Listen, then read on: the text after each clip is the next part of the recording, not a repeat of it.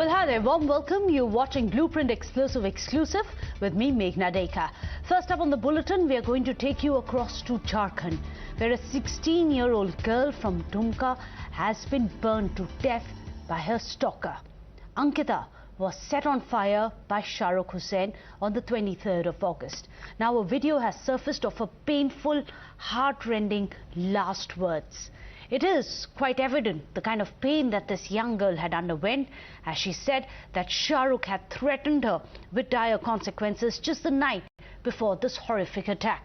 Scared, she informed her father about this, but he told her to go and sleep, and after that they will address the matter the next morning.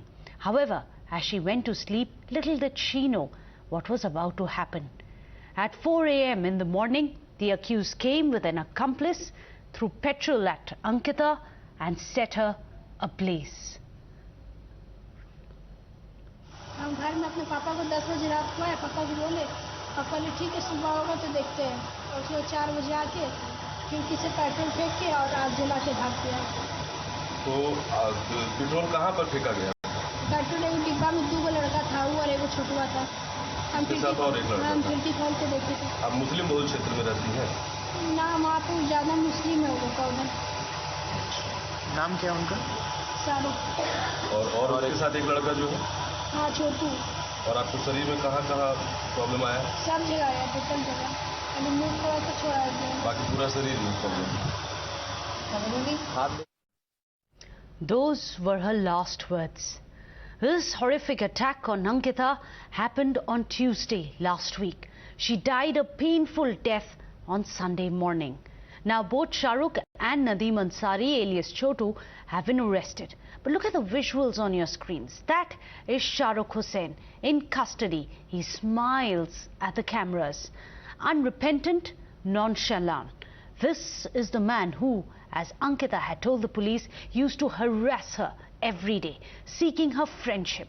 When Ankita had chastised him and asked him to stop, he threatened to kill her, and he lived up to this threat. मतलब शाहरुख नाम का लड़का है, उसको 10-15 दिन से परेशान कर रहा था कि तुम हमसे बात करो, मिलो। तो मेरी बहन बोली कि नहीं, तुमसे बात नहीं करेंगे, नहीं मिलेंगे, तुम मेरे से अदर कास्ट है। तो बोले ठीक है, तुम हमसे बात नहीं करेगी, नहीं मिलेगी तो तुमको मतलब धमकी देगी, तुमको मार देंगे। तो फिर जिस दिन घटना घटी उस दिन रात में उसको धमकी दिया कि तुमको मार देंगे। तो वो पापा को बताई, तो पापा बोले ठीक है, सुबह देखते क्या होता है। तब तक सुबह सर 4 बजे ऐसा करते वो तो बोले कि हाँ, फांसी का सजा दिया जाए, आप देखते हैं, क्योंकि हमें कोई लिखित विखित नहीं मिला है। बताए तो परिवार के यही मांगे कि उसे फांसी दी जाए, ताकि अगला और कुछ ना कर सके। Now, while the main accused has been arrested within 24 hours of the crime taking place, the BJP has been pointing fingers at the state government, alleging inaction, highlighting how when Ankita was battling with her wounds, the Chief Minister was busy taking a boat ride. Under fire from this opposition, the Chief Minister said that they will ensure the strictest action. हुई है ये घटना निश्चित रूप से काफी हृदय विदारक है और इसमें कानून अपना काम कर रहा है। और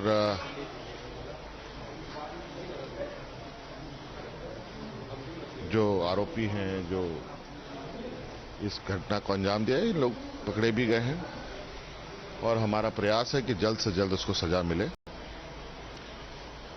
और ऐसी घटनाओं के लिए समाज में कोई जगह नहीं।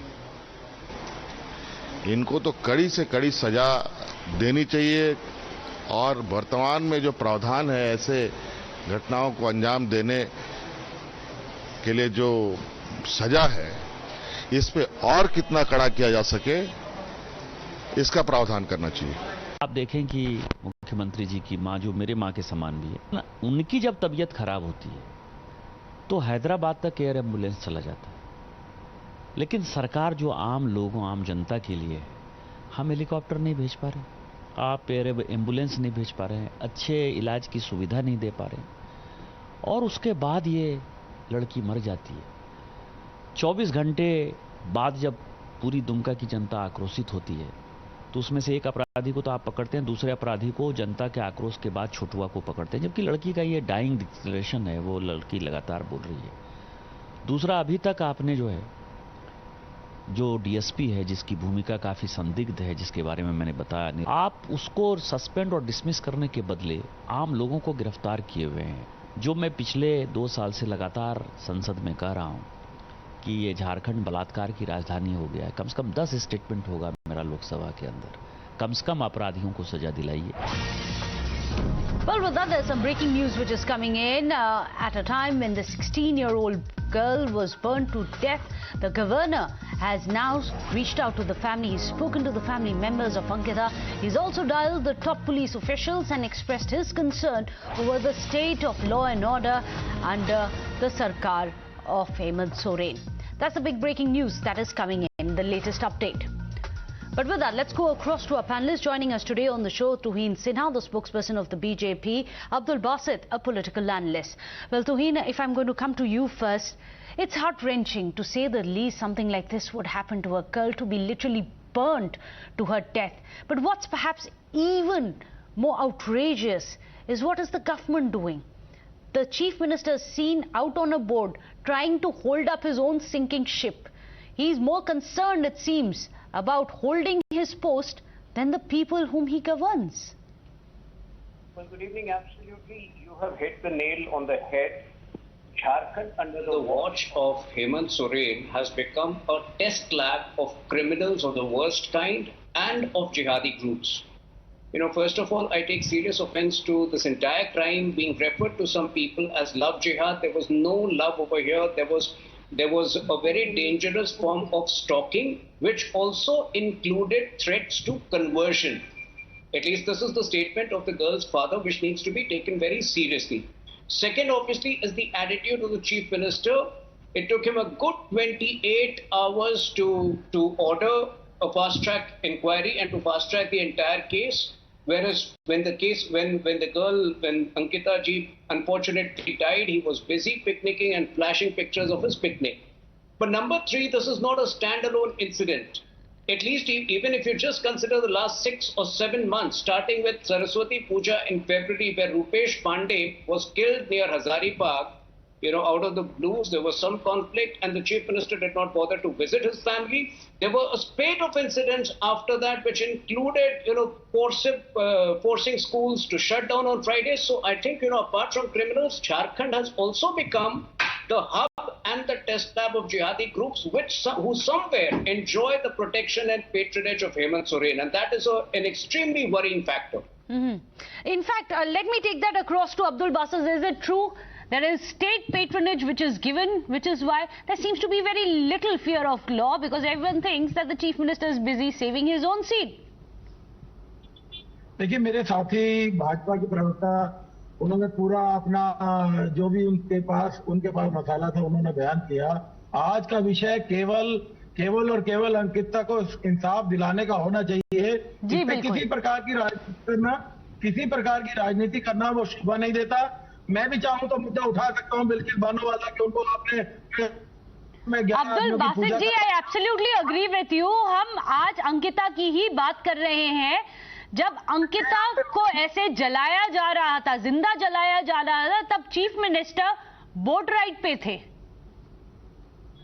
देखिए, वो सरकार का क्या विषय है, मैं उस पर नहीं जाना चाहता। मैं अपने साथियों से यही कहना चाहता हूं और पूरे देश से मैं एक गुहार लगाना चाहता हूं कि अंकिता को इंसाफ मिलना चाहिए और जिसने ये हत्या को अंजाम दिया है या जिसने भी इस तरह का काम किया है, उन्हें फांसी पे तुरंत लटकाना चाहिए। ये देश के लिए अच्छी मैसेज नहीं है। हमारे देश से मैसेज विदेशों में हमारी बदनामी हो रही है। हम कहीं मुंह दिखाने लायक नहीं रहेंगे आने वाले टाइम में। जी, तो मेरा आपसे मानना जी, तो मैं भी पॉलिटिकल एडवाइजर, आपको ये मेरी अपनी कंसर्न है। हालांकि मैं प्रवक्ता आरजेडी भी हूं, मगर मेरी अपनी कंसर्न है कि मैं किसी को डिफाइन नहीं करना चाहता। यहाँ पर मैं केवल अंकिता के इंसाफ की बात करना चाहता हूँ आज इस चैनल के माध्यम से। और आपको लगता है कि अंकिता की जब स्टोरी आई तो वो लोग जो बेटी बचाओ की बात करते हैं, कांग्रेस जब बोलते हैं बेटी बचाओ, प्रियंका गांधी बहुत ट्वीट करती है इसको लेके, मगर उन्हीं के राज में यही सब हो रहा है। कौन बचा रहे हैं वहां की बेटियों को, जो कांग्रेस सरकार के अंडर है, जो हेमंत सोरेन के सरकार के अंडर है? देखिए मैडम, ये वहां पर एक गठबंधन का रूप है सरकार। हम भी सरकार में है, वहाँ आरजेडी का भी एक लीडर है हमारा। सारी बातें हैं, लालू जी भी इसके गहरी चिंतन में हैं, मगर आज का विषय मैंने आपको बताया, हमारे देश में इस तरह के जो वायलेंस, इस तरह की सिचुएशन पैदा हो रही हैं कि बच्चियों का बलात्कार हो रहा है। तो स्टेट कंसर्न होता है ना, तो अब्दुल बासित जी आंसर तो आप ही से मांगेंगे ना, वो स्टेट और कंसर्न होता है। बिल्कुल बिल्कुल, देखिए मैं आज इसकी घोर निंदा करता हूं। अगर हेमंत सोरेन द्वारा भी कोई गलती इस तरह की देखी जा रही है तो इसमें पूरा। would you like to respond to that? They are saying घोर निंदा, we are in talks, we'll try and figure out a lot of platitudes coming. देखिए मेघा जी, 10 अगस्त को अभी आपने कहा, थोड़ा शांत हो जाइए। 10 अगस्त को बड़का गांव में झारखंड में ही एक ऐसा ही सिमिलर इंसिडेंट हुआ था, जहां एक बासित जी आप सुन लीजिए, आपको हमने पूरा मौका दिया है बोलने के लिए, आप तुहिन जी की भी सुन लीजिए। बासित जी, झारखंड में बड़का गांव में 10 अगस्त को केवल इंडिया का फ्लैग अपने घर पे फहराने के लिए कुछ लड़कियों को घर से उठाकर लेकर गए थे कुछ लोग वहां, और वो विलेज चीफ जो है उसका बेटा था जो उन्हें उठाकर अगवा करके ले गया था, और उन्हें भी धमकी दी गई थी कन्वर्ट कराने के लिए। तो मैं ये इसलिए कह रहा हूं कि ये दोनों इंसिडेंट अनरिलेटेड नहीं है। अगर एक्शन लिया गया होता, उचित एक्शन लिया गया होता इस पर, दोनों केसेस लॉ एंड ऑर्डर के अंडर आता है, जो एक स्टेट कंसर्न है, which is why questions have to be asked and hopefully there's going to be justice and not empty words and platitudes coming in from all the parties who are part of the coalition in Jharkhand. Thank you so much, Tuhin Sinha as well as Abdul Basid, for joining us. Without a short break, but this fight for justice continues to be our top focus.